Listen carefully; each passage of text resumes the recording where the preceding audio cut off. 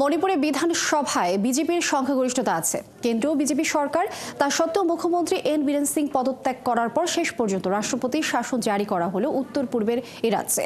কিন্তু কেন বিজেপি সরকার সেখানে মুখ্যমন্ত্রী নির্বাচন করতে পারলেন না, দেখুন সৃষ্টি ঘটকের প্রতিবেদনে। নানা নাটকীয়তার পর অবশেষে রাষ্ট্রপতি শাসন জারি করা হয়েছে মণিপুরে। এমন নয় যে বিজেপি সরকার গঠন করার চেষ্টা করেনি।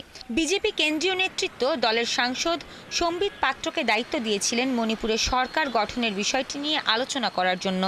সম্বিত পাত্র একাধিকবার বিধায়কদের সঙ্গে আলোচনা করেছেন, কিন্তু মুখ্যমন্ত্রীর নাম নিয়ে কোনো মতৈক্য হয়নি, তাই রাষ্ট্রপতি শাসন জারি করা হয়েছে।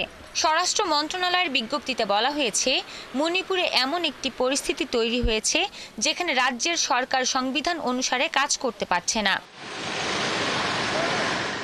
জনজাতিদের দল এটিএলএফের নেতা গিনজা ভুয়ালজং বলেছেন, মেইতেই সম্প্রদায় থেকে কাউকে নতুন মুখ্যমন্ত্রী হিসেবে বাছা হলে তারা অস্বস্তি বোধ করতেন, মানতে পারতেন না। তিনি জানিয়েছেন, কুকি জো সম্প্রদায় আর মেইতেইদের বিশ্বাস করে না। এই অবস্থায় রাষ্ট্রপতি শাসন হয়ে ভালো হয়েছে, রাজনৈতিক সমাধানের একটা আশা থাকছে।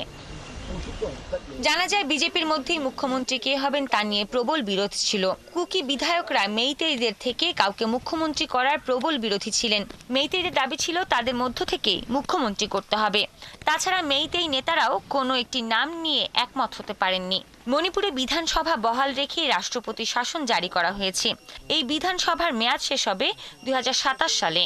মণিপুরে বিজেপি সভাপতি এ শারদা বলেছেন, পরিস্থিতি ভালো হলে তখন আবার সরকার গঠন করা হতে পারে। তিনি বলেন, মণিপুর গত 2 বছর ধরে জ্বলছে, অথচ কেন্দ্রীয় সরকার চুপ করে বসে আছে। দিল্লি ও মুম্বাইয়ের ক্ষেত্রে এটা কল্পনা করা অসম্ভব ছিল। মণিপুর এত দূরে বলেই এটা হচ্ছে। আর এদিকে কংগ্রেস নেতা রাহুল গান্ধী বলেছেন, বিজেপি স্বীকার করে নিল মণিপুর শাসন করার ক্ষমতা তাদের নেই। মণিপুর নিয়ে প্রধানমন্ত্রী তার দায় এড়িয়ে যেতে পারবেন না। সৃষ্টি ঘটক, 71।